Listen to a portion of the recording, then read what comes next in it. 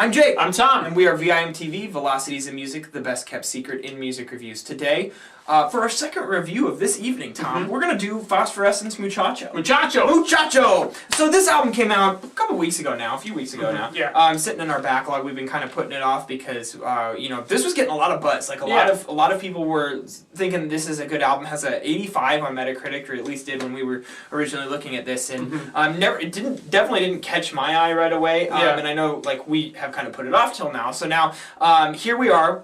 We decided it was time to really dissect Muchacho. Now, this is the Phosphorescent 6th album. Tom, do you have any background information, or like, can you give our viewers some background of like where we come from with Phosphorescent? Well, where we come from with Phosphorescent, we reviewed his 5th album, Here's to Taking It Easy. Right. Back when that came out. What was that? 2010? 2011? Yeah, 2011. Okay. Yeah, and we liked that album. It was good. You know, you got this kind of alt country thing going, kind of a folk vibe.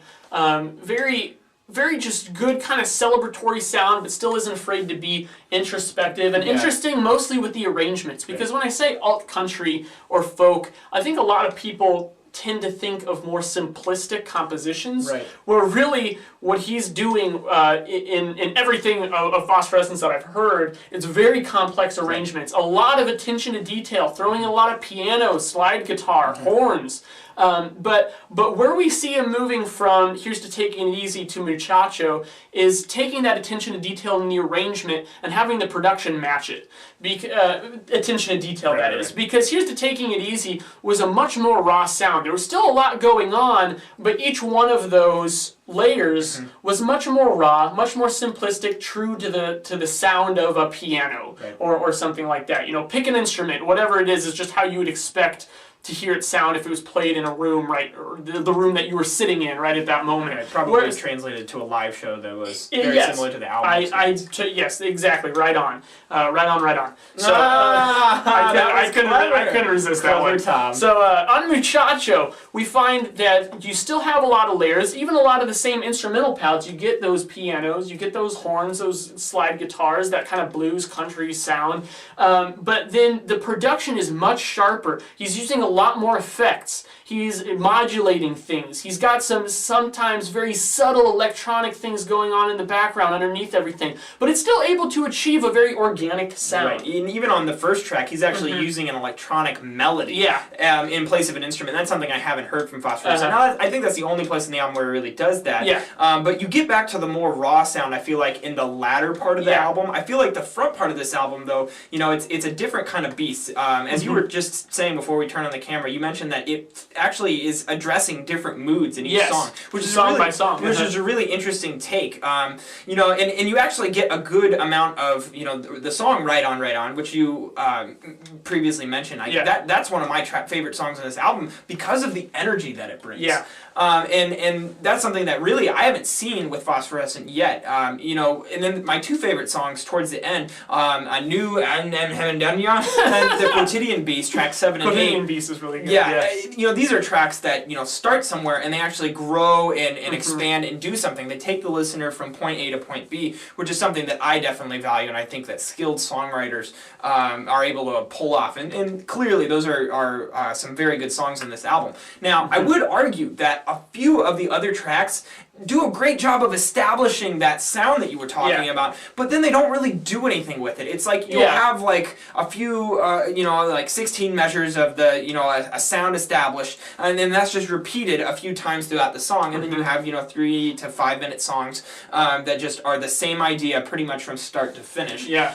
And where I like the sound, I don't necessarily like the direction that it takes me. By the time I get to the end of the song, I'm a little bored. Yeah. And personally, I feel like that got to me a little bit with some of these songs. I felt like this album wasn't quite as engaging as even its predecessor. However, I do feel like they did a great job of albumizing this a little bit more with the bookends of Sun Arise and then the last song, Suns Arising, which is a very, very nice vocal medley that, you know, kind of blends all the vocal tracks together. Like, it's a very listenable listening experience. I mean, you can put it on and play it throughout its entirety until the very end and enjoy it the whole time. Yeah, and I totally agree. I think that most of those tracks in the first half you were talking about, they don't really accomplish anything on their own. I almost feel like he was going for more of that albumization kind of feel. Yeah. So in that regard, I think that they work in the scope of the album, but they don't always work necessarily as songs in themselves. Great point. So I'm totally with you there. And for me, it was kind of mixed for me. I don't think it affected me as much as it affected you,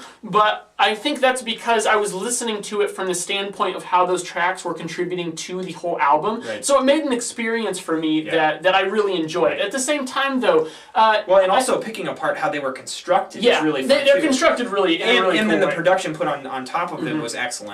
So I mean, all in all, I mean, you have to respect this guy for what he's doing and the sound that he's creating. Totally. But at the same time, while I actually don't have too many complaints about this album. There's nothing I can point at and say, that was really bad. I really didn't like that. There's not a track on here I didn't enjoy while I was listening to it, but at the same time, this is one of those albums, I said something similar about Jim James' solo album that we reviewed earlier in the year, where just, I enjoy it while I'm listening to it, but when I'm done, it doesn't really stick with me. Yeah. It doesn't really have anything about it to pull me back in. I think there are a lot of cool songwriting techniques, arrangements on here, instrumentation, performance, but then when I'm done with it, I'm just kind of like, cool, and I'm on to the next thing. I'm really looking for albums that will make an impact. Yeah, it just doesn't have that scope. And that's something that I wish, in the future, from future Phosphorescent releases, I'd see more of an enhanced scope where he's really going for something that's aggressive, that kind of makes an impact on the listener, maybe even early on in the album, to try to bring the listener in and get them more into the sound. And that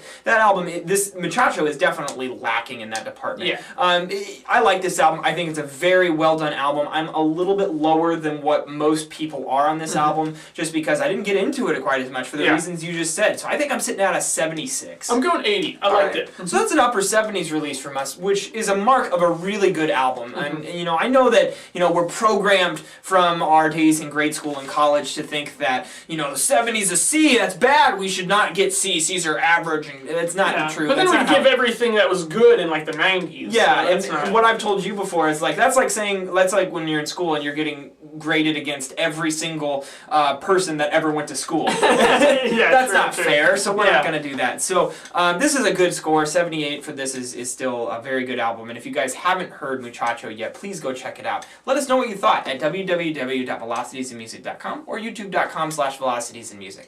As always, follow us on Twitter, like us on Facebook, and let us know what albums from 2013 you've been interested in and would like to see us review. I'm Jake. I'm Tom. And we are VIMTV, moving music critique forward. Let's get on the bike. I hate you turn me